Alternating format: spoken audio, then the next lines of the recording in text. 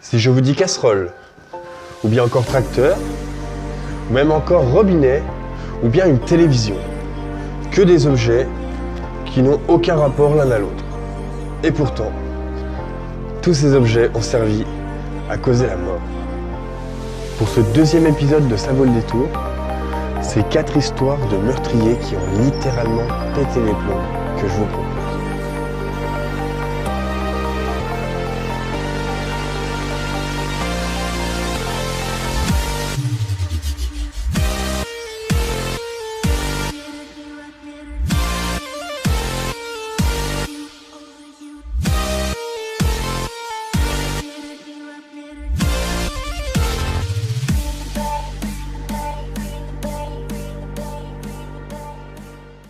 Bonjour à tous et bienvenue dans Ça vaut le détour. La première histoire meurtrière que je vais vous raconter est tout simplement une personne qui a tué sa nièce à coups de télévision. Après avoir eu une histoire un peu incestueuse avec elle. Je vous laisse découvrir cette petite histoire.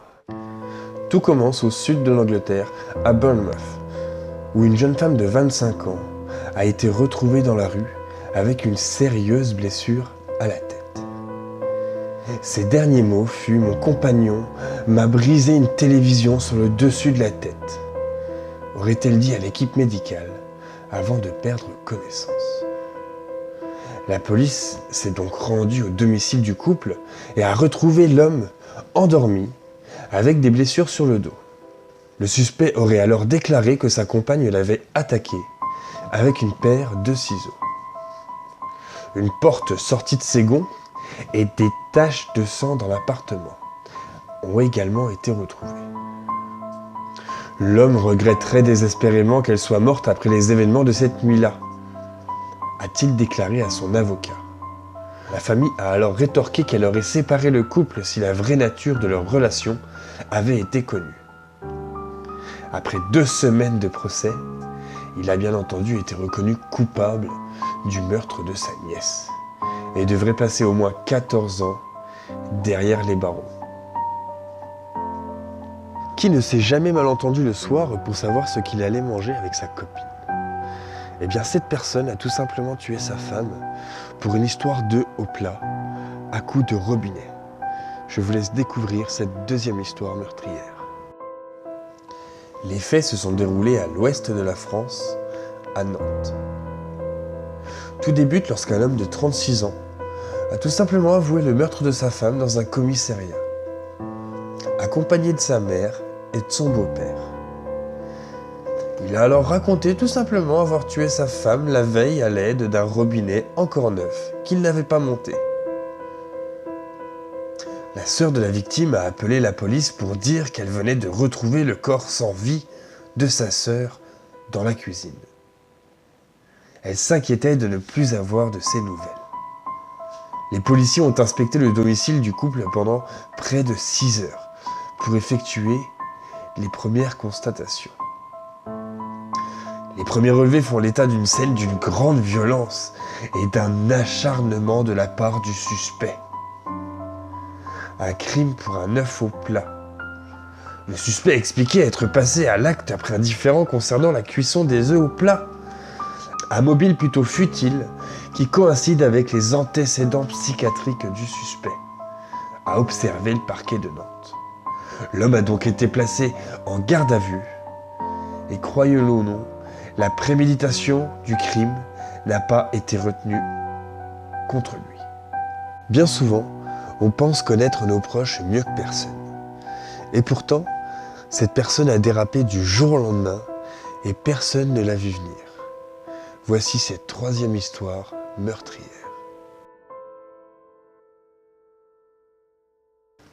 Les faits se sont déroulés à Limeil-Brévannes, en Île-de-France, lorsqu'un homme de 90 ans a tué sa femme de 86 ans à grands coups de casserole. Il est 8h30 quand un employé municipal vient livrer comme chaque jour le repas du vieux couple. Ces 2 personnes âgées vivent depuis 1963 dans ce pavillon situé dans un quartier tranquille de Limeil. Avant d'être tous les deux à la retraite, lui contrôlait la qualité des viandes et elle était infirmière. Dans le quartier, le couple était évidemment très connu. Ce sont des gens sociables et ouverts, résume une voisine. Elle était réputée pour son caractère bien trempé, et lui était connu pour être très gentil, calme, jamais agressif. Pendant des années, sa passion, c'était la chasse, notamment en forêt. Mais il ne tirait que sur des oiseaux, parce que le gibier plus gros, il n'y arrivait pas. Cela lui faisait trop de peine, soupire un voisin. À la maison, c'est lui qui faisait la cuisine. Un homme adorable pour résumer. Mais depuis quelques mois, la santé de ce pauvre monsieur se dégradait. Il perdait ses clés et il perdait tout simplement un peu la tête. Mais ce n'était pas non plus spectaculaire, surtout pour quelqu'un de cet âge. Quant à elle, elle ne voulait plus qu'il conduise. Et puis, il y a quelque temps, il a dû être hospitalisé 3 semaines dans un hôpital, puis après dans un autre hôpital. Il a très mal vécu ces hospitalisations. Il répétait tout le temps « Pourquoi je suis là ? Qu'est-ce que j'ai fait de mal ? Qu'est-ce que je fais là ? Il faut que je sorte d'ici. » Un des 2 centres hospitaliers avait diagnostiqué la maladie d'Alzheimer. Une hypothèse qui expliquerait l'incroyable coup de folie du vieil homme.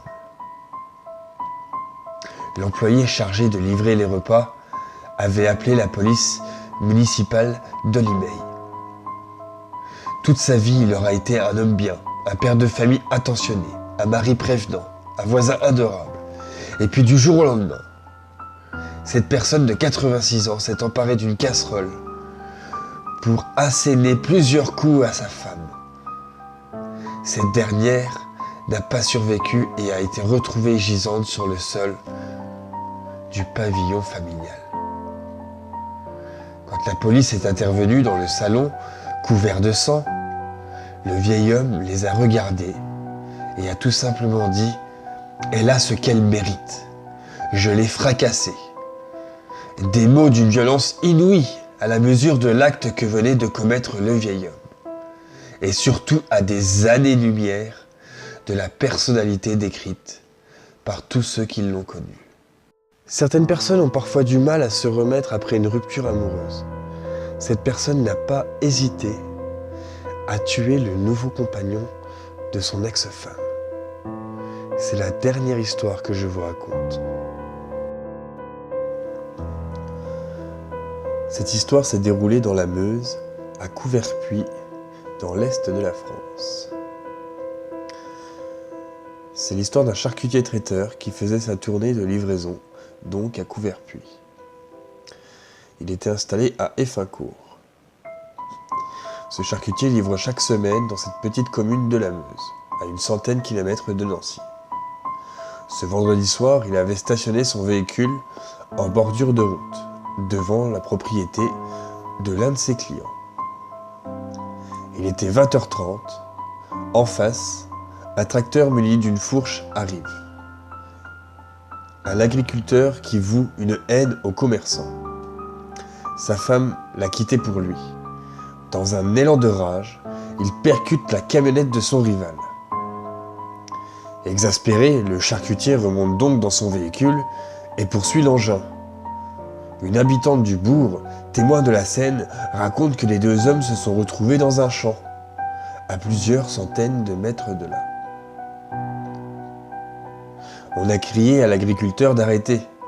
Mon mari a appelé les pompiers, tandis que le voisin appelait les gendarmes, a expliqué choqué une riveraine. Le tracteur a fini par percuter le véhicule qui a fait plusieurs tonneaux. Le charcutier a réussi à s'extraire de l'habitacle. Il tente d'éviter le tracteur qui le poursuit. En vain. L'agriculteur finit par heurter le charcutier avant de prendre la fuite et de regagner son domicile. Les secours sont rapidement arrivés sur les lieux de l'accident, mais il était trop tard. Le charcutier de 49 ans est décédé. Selon les premières constatations médico-légales, la victime portait une plaie importante à la tête. Interpellé chez lui à 23h50, l'agriculteur a été placé en garde à vue. Interrogé, le meurtrier présumé a reconnu être à l'origine du décès, niant toutefois avoir eu l'intention de lui donner la mort.